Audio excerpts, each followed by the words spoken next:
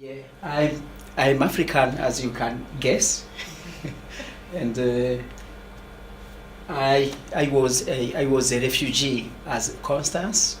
I lived in East Africa for 14 years, and problems always occur with the refugees because you saw a kind of a triangle where Constance and another family, each side thought the other one was no longer. This happened to me and my family.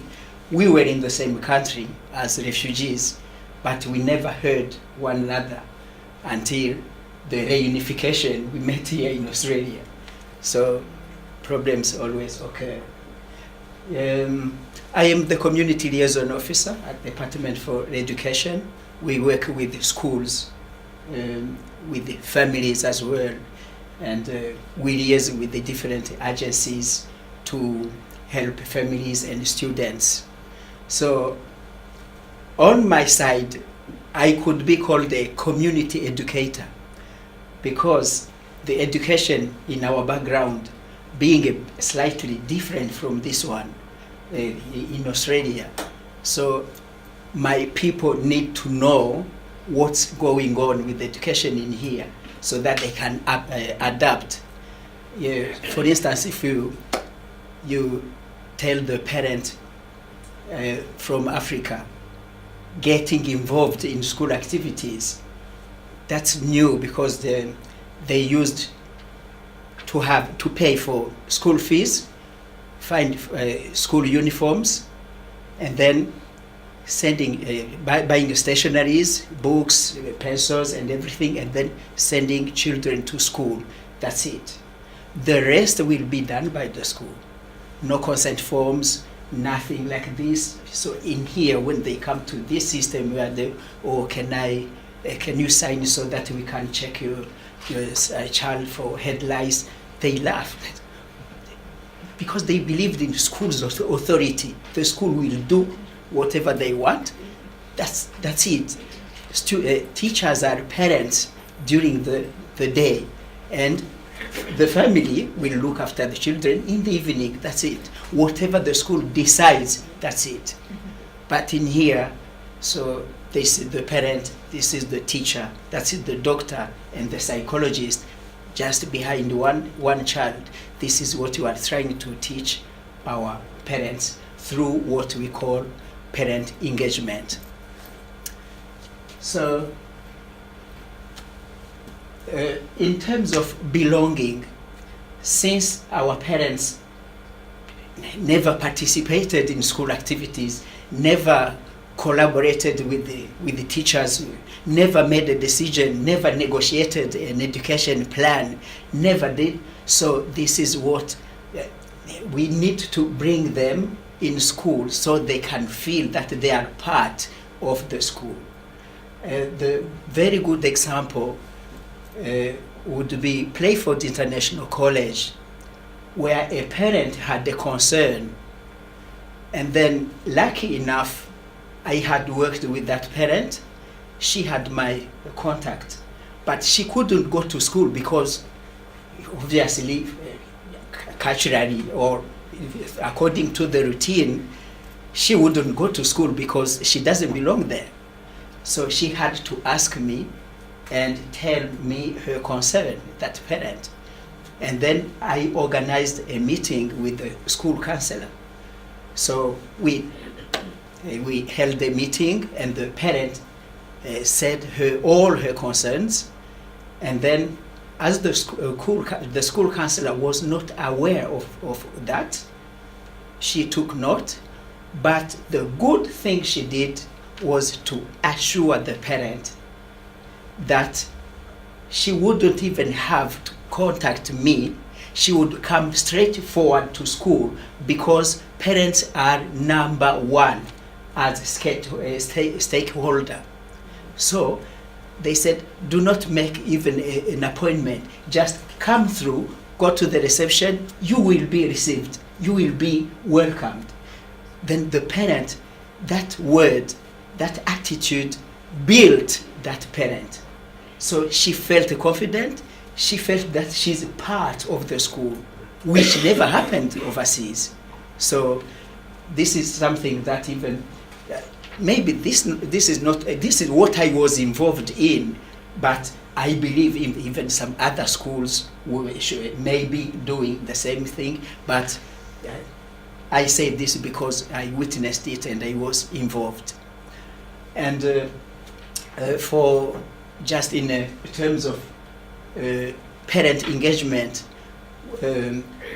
we are running what we call Parent in Education Week. And last year, I tried to get some parents to participate in that activity at John Hartley Primary School. And we are aiming to make it bigger this year, because those parents who came just experienced something new. And I have the feeling that they will extend the word to other parents, so that in October this year we can have many parents, and that will be the starting point to engage with the other schools as well, so with the parent engagement, so just through the Parent in Education Week.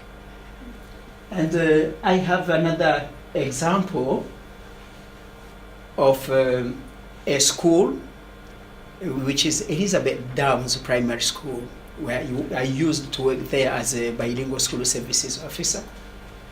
A parent sponsored about 7 children from Africa. And I know Constance said all her happiness is based on children, because for Africans having 8 or 12 children, this is not a problem.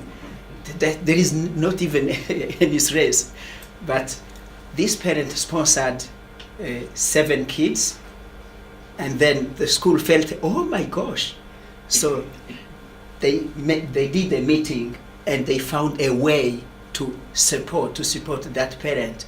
So every week that parent could find toys, could find clothing, could find everything for children, clothes, everything. So every Friday he would go home with a very big box for the children. So just imagine how that parent felt to belong, to be to be part of that school community. So it touches, and it also makes parents love the school and feel they are not excluded, they belong to the school. So actually it is new, because in Africa that's the job of the government, as I said that before. And I have another example of from Salisbury High School. A teacher took the initiative of looking after a student. So in all things, I can't mention even finding some fruit for the child. And the parent was aware of that. So from there, the parent made a good connection with the school, especially because of that parent or that teacher who loves her son. So now when there is any kind of meeting in that school, this parent cannot miss just because of that teacher. Says, no, because I talk with the parent, we do some meetings together. And she said, oh, I like that teacher. I have the name, I can't mention. I said, she helped my son. I can say the name of the son is Noel. She helped my son, and whenever the meeting is called, even if I have other appointments, I can't miss the meeting. I can't miss to go there. So you see the connection that came from the initiative of a teacher. And if you feel you could do the same, just go in and you will build a relationship, a very big relationship with the parents, with also students, and all parents will feel they belong to the school community or to the institution you are running or you are belonging to. Thank you very much.